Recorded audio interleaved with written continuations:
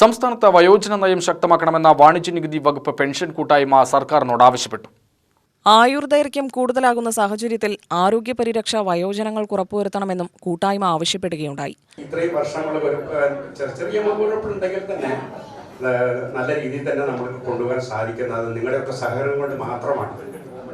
നമുക്ക് ഈ രീതിയിൽ തന്നെ ഇനിയും വർഷങ്ങൾ കൊണ്ടുപോകണം. നിലവിൽ 285 അംഗങ്ങളുണ്ട് നമ്മുടെ അതായത് അതിഥി ഉൾപ്പെടെ 285 പേരുണ്ട്. ഇതിൽ ഒരു 29 പേര് കഴിഞ്ഞ ദിവസം വിളിച്ചു പറഞ്ഞിരുന്നു. ഒരു അത്യാവശ്യങ്ങൾ വിളിച്ചു പറഞ്ഞതുകൊണ്ടാണ് ഇത്രയും സദസ്സ് സൃഷ്ടിക്കാൻ കാരണം. കുറെ അഭ്യുദയകാംക്ഷികളുണ്ട് നമുക്ക്, കാരണം അവർക്ക് യാത്ര ചെയ്യാൻ ബുദ്ധിമുട്ടുണ്ട്. മെഡിസെപ്പ് പദ്ധതി പരാജയമാണ്. ജീവനക്കാരിൽ നിന്നും പെൻഷൻകാരിൽ നിന്നും ആരോഗ്യ പരിരക്ഷയ്ക്ക് തുക പിരിക്കുന്നുണ്ടെങ്കിലും പ്രയോജനം ലഭിക്കുന്നില്ല.